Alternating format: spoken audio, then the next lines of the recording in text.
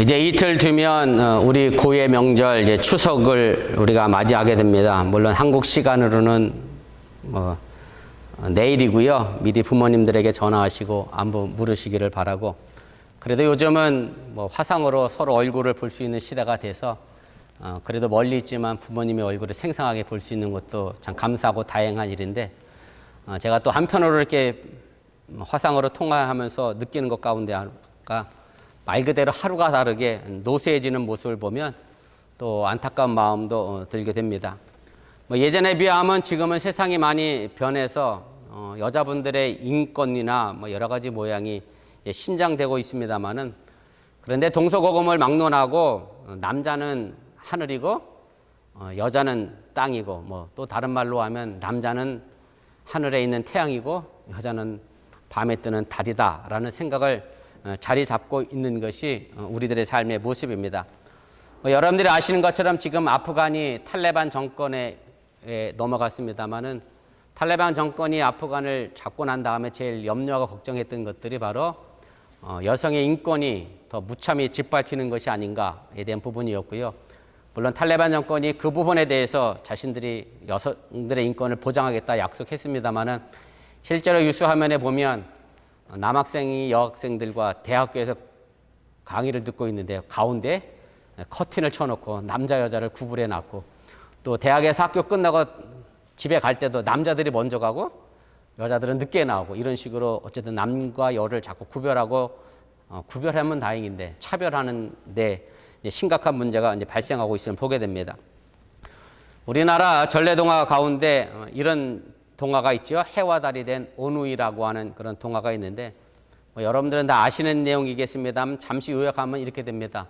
떡 장사하는 어머니와 이제 아들과 딸 오누이 남매가 이제 살고 있었죠. 그런데 어머니가 산을 넘고 오는데 호랑이가 나타나서 어머니에게 그러잖아요.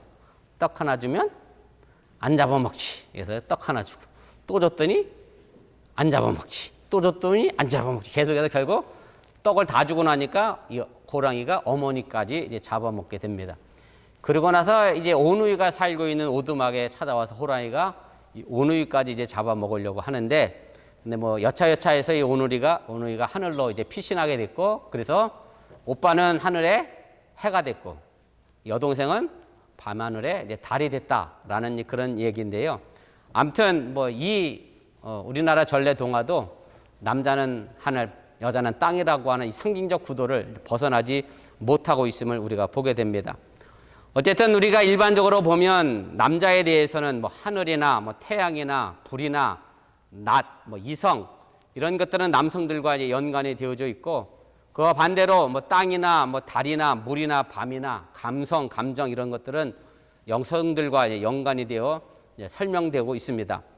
이것은 서양의 그리스 신화에서도 마찬가지입니다. 우리 그리스 신화에서 보면 태양의 신인 이제 아폴로가 있고요. 그 다음에 달의 신 아르테미스가 있는데, 이 둘이 또 남매 아닙니까? 제우스와 레토 사이에서 태어난 이제 오누이고, 아무튼 지배와 경쟁이나 전투나 발전을 지향하는 태양의 신 아폴로가 언제나 달의 신 아르테미스보다 위에 있는 것으로 그렇게 표현이 됩니다. 이런 역사적 배경을 통해서 지금의 현대 사회를 그럼 어떻게 정의하고 표현할 수 있을까라고 하면 이런 식으로 대변할 수 있을 겁니다. 서양의 문화, 또 백인 중심의 문화, 남성 중심의 문화, 그리고 못 배운 사람들보다 배운 지식인들의 문화에 의하여 만들어진 시대가 지금의 시대고, 다른 말로 하면 달에 대한 태양의 승리다라고 해도 이제 틀리지가 않습니다. 혹시 주보에 제가 봉헌하신 분들 명단을 적고 있는데, 그 양식을 제가 조금 바꿨습니다. 인지하셨는지 모르겠습니다만은, 제가 예전에는 주보 명단에 저희 부부 이야기를 예를 든다면 이병수 그리고 가로치고 임원순 이렇게 놓거든요. 그랬더니 어느 날 우리 딸이 전화를 했어요, 저에게. 근데 이렇게 얘기합니다. 왜 여자가 남자 뒤에 가로 속에 들어가야 되느냐? 여자의 존재가 가로밖에 안 되냐? 막 이렇게 얘기를 해서, 그래서 제가 그때부터 바꿨습니다. 일리가 있어서. 그래서 이 가로 빼고 이병수, 임원순 이렇게 놓습니다. 물론 순서를 임원순부터 넣으면 더 좋겠는데, 그건 또 너무 앞서가는 페미니스트 같고, 아무튼 그래서 그런 의미로 제가 이제 주보에 방식도 이제 수정을 했습니다. 제가 서론에 뭐 이렇게 뭐 태양과 달, 남자와 여자 뭐 이런 부분에 관하여 말씀을 드리는 것은 우리가 지키고 있는 이 민족의 명절 추석이 양력이 아닌 음력으로 지키고 있기 때문에 제가 서론을 이렇게 시작을 해봤습니다. 저도 물론 생일을 양력으로 쓰고 있습니다만은 뭐 저희 아버지가 교회 다니면서 이제 새로운 시대에 적응해야 한다고 하면서 저희 자녀들은 전부 양력으로 생일을 이렇게 주셨어요. 근데 저희 시대 때는 사실 양력으로 생일 세는 사람이 그렇게 많지 않았고 저희 집사람도 음력이고 뭐 저희 윗부분의 부모님들은 전부 또 음력으로 뭐 생일을 지키고 있습니다만은 아무튼 어쨌든 음력이 일반적으로 이제 대중적이었는데 요즘 시대는 이제 양력이 많이 대중화됐고요.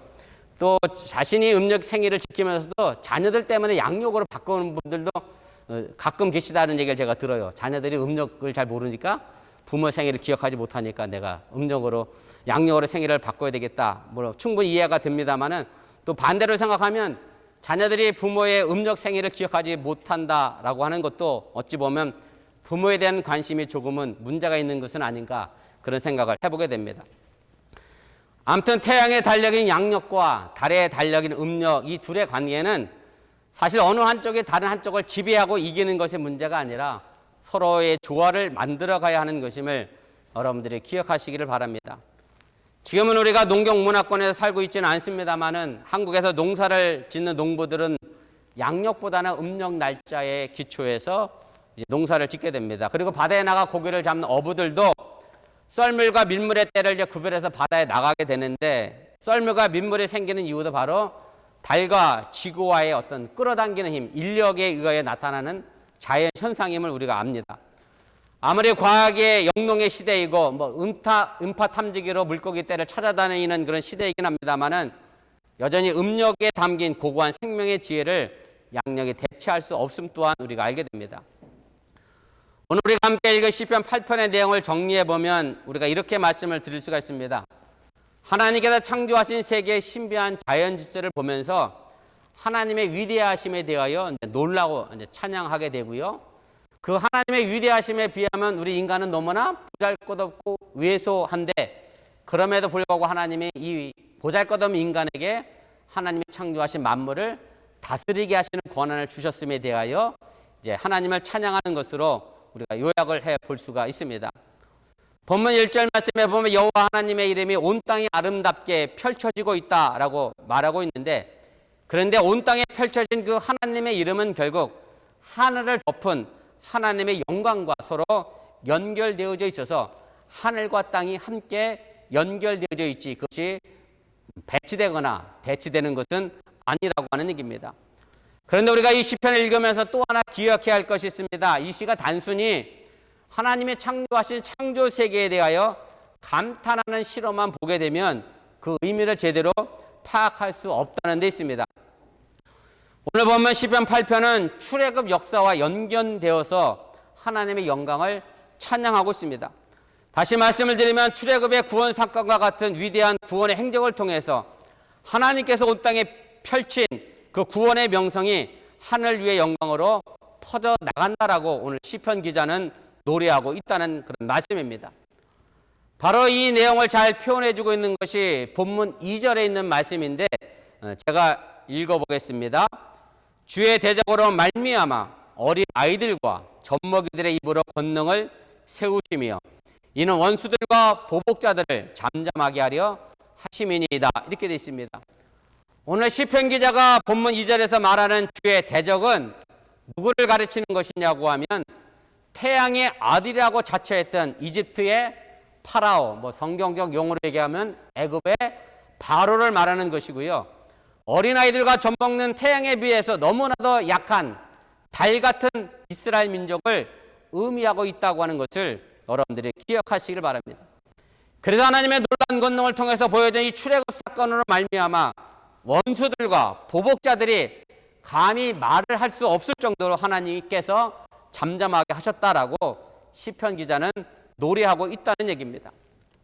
이스라엘 백성들이 애굽을 탈출해서 가나안을 향해 간 것을 제가 오늘 태양과 달의 관점에서 다시 말씀을 드린다고 하면 태양의 아들이라고 자처했던 바로의 지배를 거부하고 애굽 땅을 탈출한 이스라엘 민족의 여호와 하나님의 신앙인 달의 승리다라고 말씀을 들을 수가 있습니다.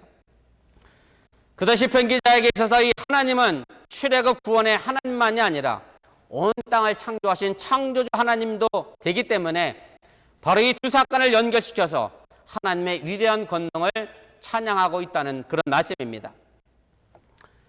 그리고 나서 오늘 시편 기자가 하늘을 향하여 노래하고 있는데 이 하늘을 향한 노래 속에 보면 태양이 존재하지 않고 오직 달과 별들만 등장을 합니다. 3절입니다. 주의 손가락으로 만드신 주의 하늘과 주께서 베풀어 두신 달과 별들을 내가 보오니 이렇게 되어 있습니다. 그럼 왜 하나님이 만드신 하늘에 해가 없을까라고 하는 단순한 질문을 던져본다고 하면 너무나 상식적인 답변인데요. 지금 보고 있는 시편 기자의 하늘은 낮이 아니라 밤 하늘이기 때문에 그렇습니다. 하나님이 천지를 창조하실 때 온통 세계는 흑암이었고 캄캄한 밤이었습니다. 그래서 창세기 1장 2절 말씀 보면 모든 창조는 캄캄한 어두운 밤에 이루어졌고 혼돈과 공허 속에서 이루어졌다라고 기록하고 있음을 우리가 보게 됩니다. 그래서 밤하늘로 비유할 수 있는 절망과 같은 어두움의 삶이 우리가 살아가는 삶이 현실이고 무질서의 혼돈과 공허함이 또한 우리가 살아가고 있는 삶의 현실의 모습이라고 하는 것인데 그러나 바로 창조는 이런 모습에서 또한 시작된다라고 하는 사실을 믿으시기를 바랍니다. 이제 이틀 되면 음력 8월 15일이 됩니다. 음력 8월 15일은 이제 추석이고 또 다른 말로 하면 중추절이라기도 하고 한가위라고 하는 말로도 설명합니다. 저도 지난 주일 우리 문화학교에서 추석 행사하면서 정소영 지사님이 설명하는 것을 듣고 한가위가 이런 의미가 있었구나 라는 것을 새삼 제가 배우게 됐는데 한가위라고 하는 이 단어는 한가, 가위라는 말이 합쳐진 단어입니다. 한은 크다라고 하는 뜻이고 가위라고 하는 것은 이제 가운데, 그래서 한 달을 30일로 보면 가운데가 이제 15일이 되잖아요. 그래서 8월 한가위는 8월 한가운데 있는 이제 큰 날이다라는 뜻으로 한가위가 됐습니다.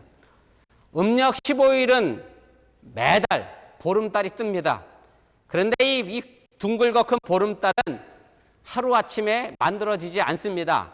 아무것도 보이지 않다가 하루가 지나가면 정말로 여자 눈썹 모양처럼 아주 가늘게 달이 생기다가 점점 시간이 가면 달이 차오르기 시작하면서 음력 15일이 되면 완전하게 채워지게 됩니다. 사실 우리의 인생의 모습도 마찬가지입니다. 뭔가 하루아침에 만들어지고 이루어지는 것은 없습니다. 우리 인생도 일그러지고 찌그러지는 여러 가지 힘들고 어려운 상황을 계속해서 지나오게 됩니다. 그리고 이런 아픔과 일그러지고 찌그러진 과정을 거쳐서 결국 우리도 보름달처럼 완전하게 차오르게 된다라고 하는 것을 여러분들이 잊지 마시길 바랍니다. 하루아침에 내 삶이 보름달처럼 완전하게 되는 법은 없다는 얘기입니다. 오늘 시편 기자는 분명하게 하나님은 어린아이들과 젖먹이를 통해서 세상을 바꾸셨다라고 노래하고 있습니다. 바로 오늘 이 자리에 앉아있는 우리 하나하나를 통하여 하나님은 세상을 바꾸신다는 말씀입니다. 지금 절망 속에 있고 삶이 버거운 우리 하나하나를 통해서 하나님은 여전히 세상을 바꿔 나가신다는 사실을 잊지 마시기를 바랍니다. 시편 기자의 노래처럼 하나님은 태양의 아들 애굽의 바로 밑에서 어린아이와 같고 젖먹이 같은 이스라엘 백성들을 구원해 주셨습니다. 우리가 여전히 어린아이 같고 젖먹이 같이 힘이 없고 연약하지만 우리 또한 하나님의 인도하심을 통해서 달의 승리를 얻게 된다고 하는 사실을 믿으시기를 바랍니다. 그래서 하나님은 여러분들을 밤하늘에 달과 별들로 걸어 두셨습니다. 너무나 밝고 뜨거운 태양만 따라가는 세상에서 안식과 쉼과 평안함을 주기 위하여 우리를 밤하늘에 달과 별들로 이 세상에 걸어 두셨고, 그렇기 때문에 우리의 삶의 모습을 통하여 지친 이들에게 위로와 기쁨이 되어줘야 한다고 하는 사실 또한 잊지 마시기를 바랍니다. 한국 개신교 역사에서 아주 중요한 인물이 있습니다. 다석 유영모 선생님이신데 1890년도에 태어나셨고 15살 때에 장로교 최초의 교라고 할 수 있는 연돈교회에 다니기 시작하면서 개신교와 인연을 맺게 됩니다. 유영모 선생님은 모르지만 아마 그분의 제자는 익히 조남을 들어 알고 계실 분들이 계신데 함석헌 선생님이 바로 이 유영모 선생님의 제자고요. 제가 신학교 1학년 때 동양 철학사라고 하는 과목을 배웠습니다. 그 과목을 가르쳤던 김흥호 목사님도 바로 이 유영모 선생님의 이제 제자이십니다. 이 유영모 선생님이 하신 말 가운데 이런 말이 있습니다. 태양을 꺼라, 이런 말이 있습니다. 정부도 아니고 태양을 어떻게 끄나 그렇게 생각할 수 있는데, 이 말은 결국 서양 문화 속에서 들어왔던 것을 거부하는 의미가 담겨져 있는 말이고요. 태양을 끄게 되면 반대로 우리에게 보이고 떠오르는 것이 있기 때문에 유영모 선생님은 내 태양을 끄라는 것을 우리에게 가르침으로 주고 있습니다. 태양을 끄면 떠오르는 것이 있습니다. 오늘 시편 기자의 노래처럼 달도 뜨고 별도 뜹니다. 무수한 별들이 저마다 빛을 뿌리며 밤하늘 아름답게 수놓게 됩니다. 그래서 태양을 끄라고 하는 것은 인간 중심의 문화, 그 다음에 서양에서 들어왔던 그때 당시 한국 사람들 입장에서 보면 백인 중심의 문화, 또 여자들 입장에서 보면 남성 중심의 문화, 그리고 경쟁과 전투와 물질 중심으로부터 사고했던 서양 문화에 대한 반란이고요. 반대로 자연 중심이고 여성 중심이고, 그리고 경쟁이 아닌 나눔과 전투가 아닌 평화, 물질이 아닌 영성으로 생각하는 의미가 바로 유영모 선생님의 태양을 끄라고 하는 단어 속에 담겨져 있는 그런 의미입니다. 많은 사람들이 태양처럼 환하게 비치며 탄탄대로를 걷는 인생을 살고 싶어 합니다. 그러나 그 태양의 빛만 계속되면 이 땅은 전부 사막으로 변해버릴 수밖에 없습니다. 물질 만능의 시대에서 태양은 돈이라고 해도 틀린 말이 아닙니다. 태양인 돈만 바라보고 우리 인생을 살다 보면 우리는 돈에 의해 타죽고 마는 사막 같은 인생이 된다는 사실을 깨달을 필요가 있습니다.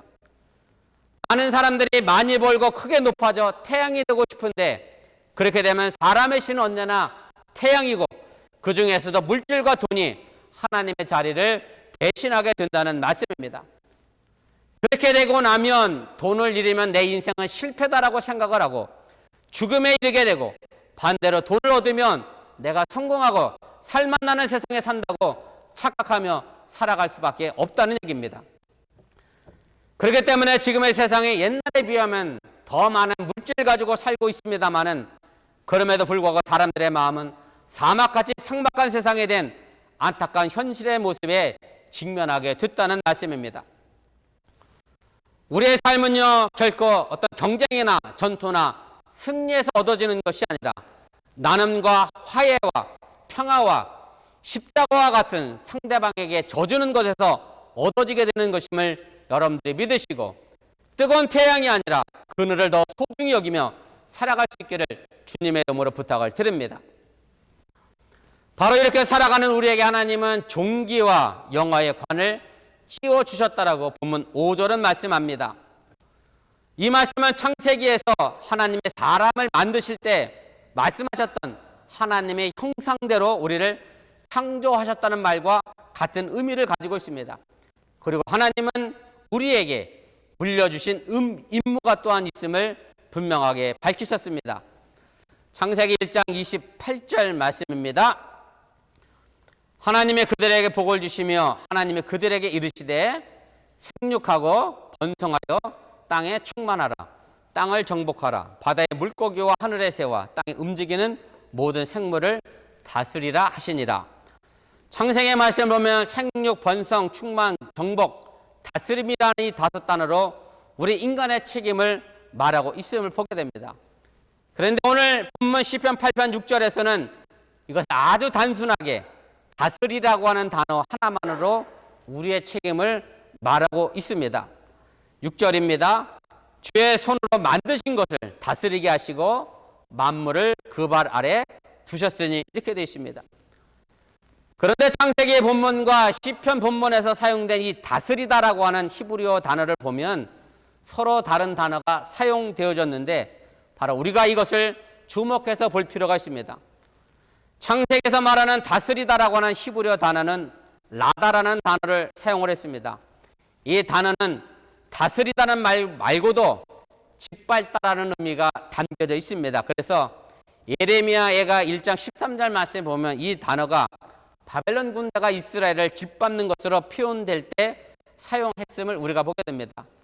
사실 서양 문화가 이런 생육, 번성, 충만, 정복이라고 하는 이 단어를 통해서 이 자연세계 그리고 남의 나라에 무수하게 쳐들어가고 정복했던 과오를 범했던 것도 우리가 인정할 필요가 있습니다. 반면에 시편 8편 6절에 다스리다라고 하는 단어는 마샬이라고 하는 히브리어 단어가 사용됐습니다. 마샬이라고 하는 이 단어의 의미는 통치하다, 다스리다라는 뜻만을 가지고 있습니다. 그래서 시편 기자가 창세기에 표현된 라다라는 말을 피해서 의도적으로 마샬이라는 단어를 사용했다는 말씀입니다. 다시 말씀드리면 시편 기자는 폭력적이고 억압적이며 파괴적인 개념의 단어 대신에 보잘것없는 우리 인간에게 하나님의 창조세계의 통치권을 맡겨주신 하나님의 은총의 사건을 평화적으로 표현한 것이고요. 바로 이 부분에 감격해서 시편 기자는 하나님을 찬양하고 있음을 믿으시기를 바랍니다. 그래서 우리 인간에게 주어진 하나님의 형상은 이 세상을 권위적으로 폭력적으로 통치하고 다스리는 것이 아니라 하나님이 맡겨주신 사명에 대하여 감사함으로 평화적으로 부드럽고 은은한 달빛의 모습으로 이 세상을 다스려 나가야 한다는 것을 여러분들이 기억하시기를 바랍니다. 세상에는 태양처럼 드러나지 않는 많은 사람들이 있습니다. 너무나도 태양이 밝다 보니 그것 때문에 감춰져 보이지 않는 것들이 너무 많음을 보게 됩니다. 그러나 세상은 정작 낮에는 보이지 않는 달과 별들로 인해 세상이 변해져 나간다는 사실을 여러분들이 깨달으시길 바랍니다. 사실 우리 인간은 거대한 우주의 창조주 하나님에 비하면 그 창조 질서에 보면 정말로 기억할 가치조차 없는 외소하고 보잘것없는 그런 존재일 수밖에 없습니다.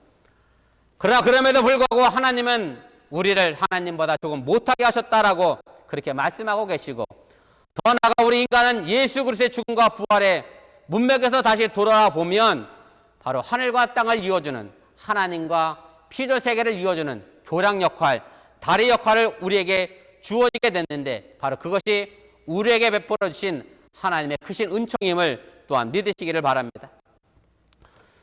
제가 오늘 보면 마지막 부분인 6절부터 9절의 말씀을 읽고 오늘 말씀을 좀 정리하겠습니다. 주의 손으로 만드신 것을 다스리게 하시고 만물을 그의 발 아래 두셨으니 곧 모든 소와 양과 들짐승이며 공중의 새와 바다의 물고기와 바닷길에 다니는 것이니이다. 여호와 우리 주여, 주의 이름이 온 땅이 어찌 그리 아름다운지요. 사람들이 우러러보는 태양이 세상을 다스리지 않습니다. 소박한 밤하늘과 달과 별들과 같은 사람들이 세상을 만들어가며 다스려 나갑니다. 바로 이런 사람들이 있기 때문에 지금의 세상이 의미가 있음을 여러분들이 잊지 마시길 바랍니다. 하나님과 제게는 텔레비전에 나오는 스타가, 연예인이 스타가 아니라 바로 어번교회 안에 있는 여러분들 모두가 서로의 마음을 비춰주는 달과 별들임을 또한 기억하시기를 바랍니다. 오늘 다가오는 추석 한가위를 기다리며 세상은 밤과 같이 여전히 어둡지만 하나님께서 우리 마음에 베풀어 두신 달과 별들로 다시 삶의 풍성한 결실을 향해 순례를 떠나는 여러분들이 될 수 있기를 주님의 이름으로 간절히 축원을 드립니다. 기도하겠습니다.